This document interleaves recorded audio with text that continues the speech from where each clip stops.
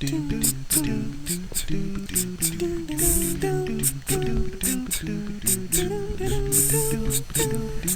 everyone. Okay, so I hope you've been enjoying my videos. I put quite a bit out there. I think I have 13 videos at the moment while I'm recording this. Okay, enough about that.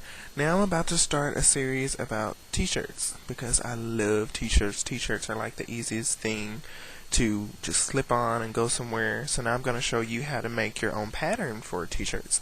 Okay, so this video is going to be about the sleeves, and in this series about t-shirts I'm going to show you how to draft the patterns manually by hand, but I'm going to show them to you mostly on computer, that way you can see really well. And I'm just going to use like Microsoft Word, use the draw tool to show you how to do that. Okie dokie, so hopefully you watched the video on taking your measurements. I measured my own arm and I got 6 inches for my cap, 12 inches for my bicep, 7 inches for my wrist, and then my arm length is 24 inches, and to my elbow it's the same 13 inches.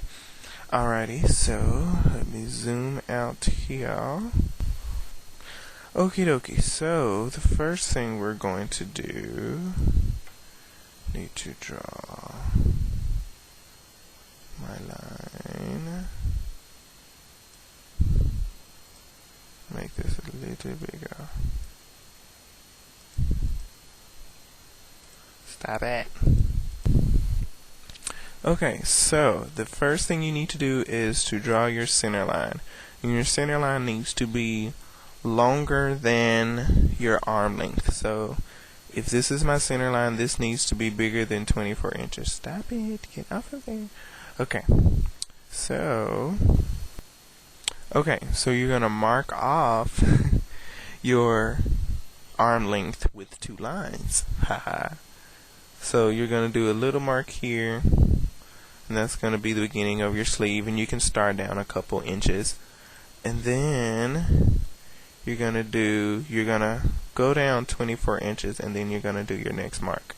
Then you need to square out from both lines. So take your marks. Go down. Let's see, do 6 inches. That is going to be your cap. So your cap is going to be this area. Then your next mark is going to be down to your elbow. So from this top line all the way down 13 inches is going to be your elbow. Okay, move this over. Okay, then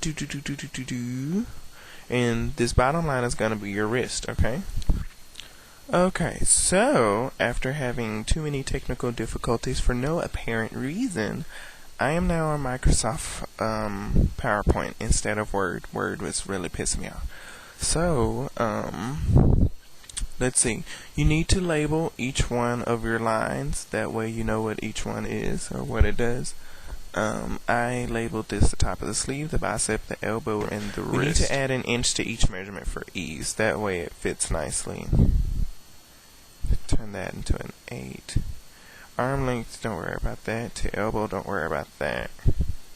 And the cap, don't worry about that. So we just need ease basically in the bicep and the wrist. Okay, that's it. That way it won't be like glued onto you. Okay, so okie dokie, so we changed all of these. We added an inch to the bicep and the wrist. So what you're going to do, take your bicep and divide it in half, and that is going to be 7.5 inches. And then your wrist divided in half is going to be 4 inches. Okay, there's a little mark there. Mark there just so we know what that is. Okay, so from your center line, you're going to measure out on either side 7.5 inches. Okay, because we need our sleeve to be the same on both sides, right? So wherever 7.5 inches is, we're going to mark there. And then on our wrist, we're going to do the same. We're going to mark there. And half of our wrist is 4, so 4 inches on our wrist. And then after we've done that, we can take that and draw it up to wherever our mark on our bicep is.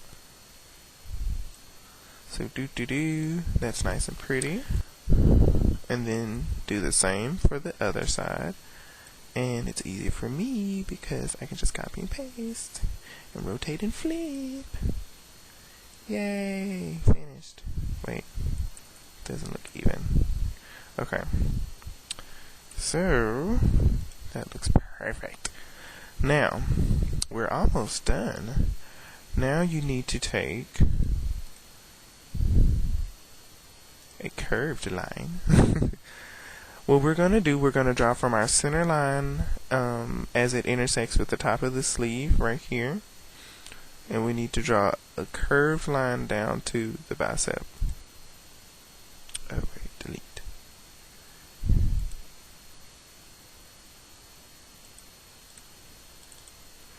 Okay. Let me go in here and edit my points so my sleeve look a little different. Okay, that looks a lot better. Your sleeve should look somewhat like this. You see this type of sleeve not just on t-shirts, but also on oversized dress shirts. If you look at patterns and stuff, they teach you how to make your patterns like this. The other kind that people are used to is the sleeve that's sloped twice or curved twice. So you have a curve out here and then a curve in there. But for your t-shirts, you don't need it to be fitted like that. So just do one swooping out curve with most of your curve at the top. And let's see, I'm going to do that for the other side. Copy, paste, move it over. Then we are going to auto shade. Wait, no, draw. Rotate, flip horizontal. And we're finished. This is our t-shirt sleeve. Now what we need to do, we need to write on this. So we need to write what this is. You need to do your name, what this is. This is our t-shirt sleeve. And then what size is this? Need to do size, and we're gonna say this is a 10. That's industry size. This would really be more like a small. And then how many we're going to cut, and we need 2 sleeves. So we're going to do that, and the way I was taught is that we need to circle it also.